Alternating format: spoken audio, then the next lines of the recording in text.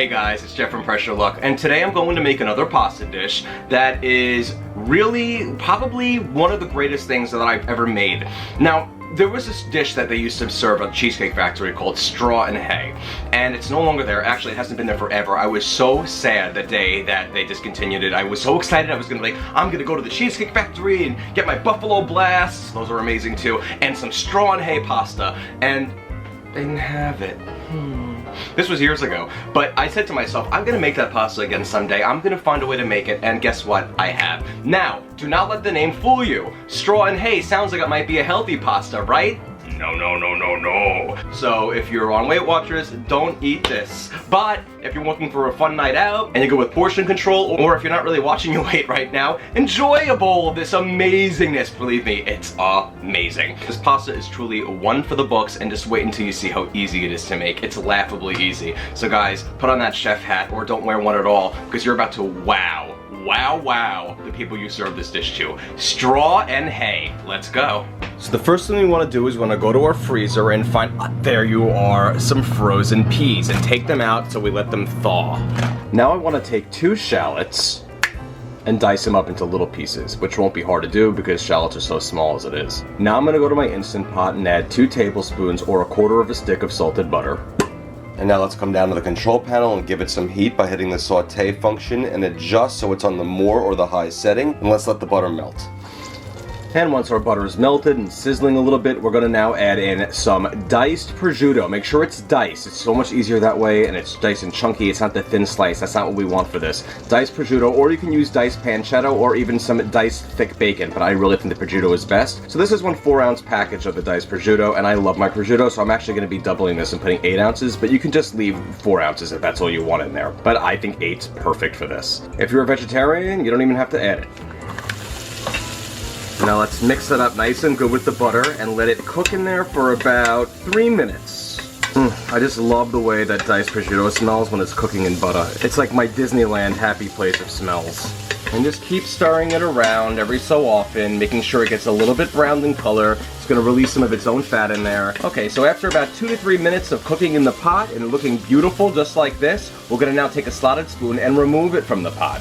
And I'm going to take a bowl and put some paper towels in there to absorb the oil. Take the slotted spoon and transfer it into the bowl. Now, the reason why we are doing this and not letting it cook with the pasta itself is because we don't want our prosciutto to get overdone when it's cooking with the pasta. We don't want it to be tough and chewy. We want it to be literally just right, and it's going to be perfect when we slightly cook it ahead of time, and then we throw it in at the end and toss it up with the finished pasta. You'll see, it's going to be perfect. And now we'll just set this aside and come back to it a little later. Now I want to add in 1/4 cup of extra virgin olive oil to my pot. And we're going to let that oil heat up for about 2 minutes. So after about 2 minutes of the oil sitting in the pot and heating up, or when the display says hot, let's add in our shallots. And then just stir those around and make sure they're nice and coated in all the oil. It won't be hard to do. They're going to sizzle nicely, and we're going to let them cook in there for about 2 minutes. And then once you've added the shallots to the oil in the pot, it's going to be really easy to glaze the bottom because the shallots sweat their own moisture, and it's going to be very simple. So just go ahead and deglaze, which by the way means to just scrape the bottom of the pot with like a spatula. And these shallots are going to be so rich in flavor because not only were they cooked in some of the butter that was left over from before, but also some of the juices from the prosciutto as well as this amazing olive oil. Oh yeah. And they're getting browned really quickly, and they're looking beautiful. Gorgeous. I love that color.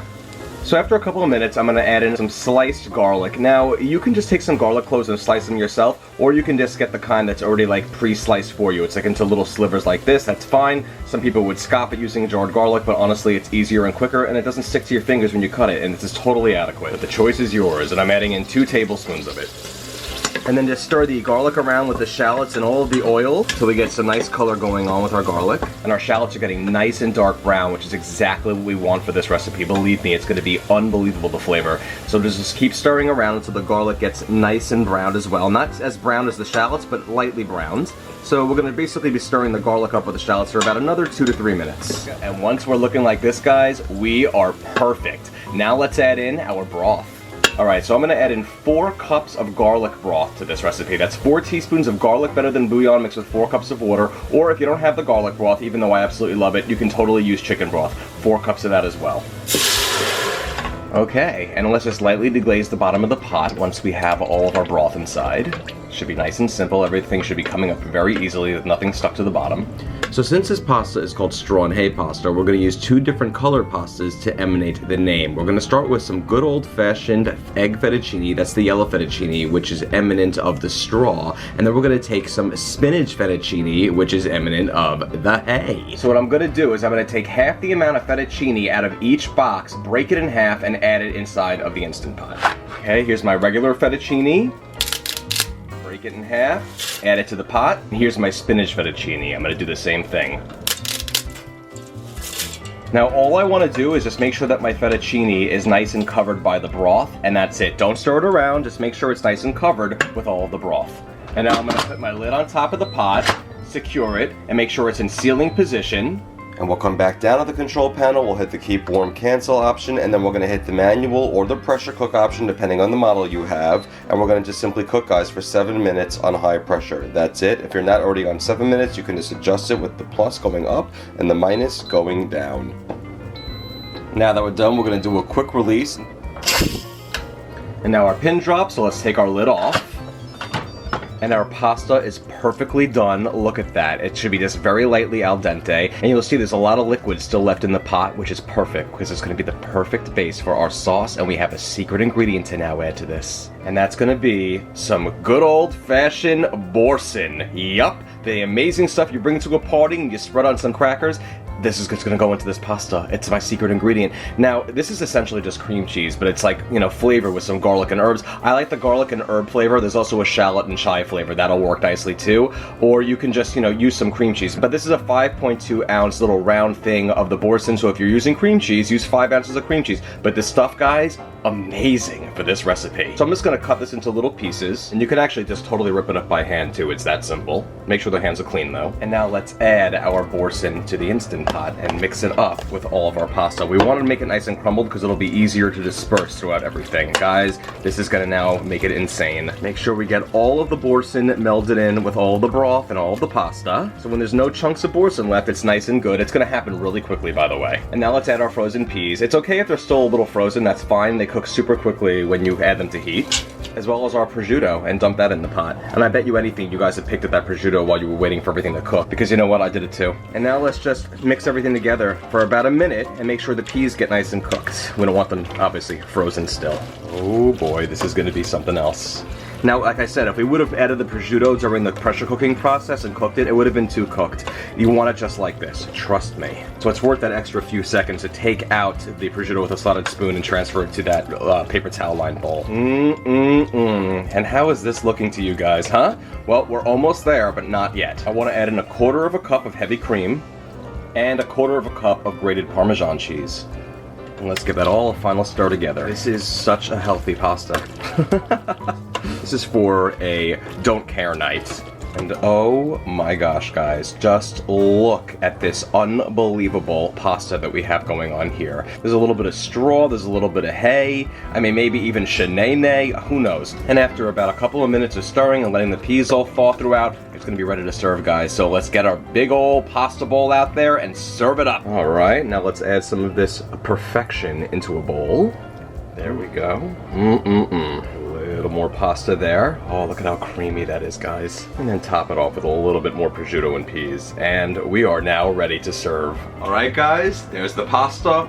This looks too pretty to eat almost. I feel guilty doing it. Well, I feel guilty also because of, you know, my belly, but whatever. So now let's just twirl it up with a fork. And my dad will be very proud of me for doing that, even though it totally didn't twirl well. You need a spoon for that, but I only have 2 hands, you know, so let's try it out. Oh,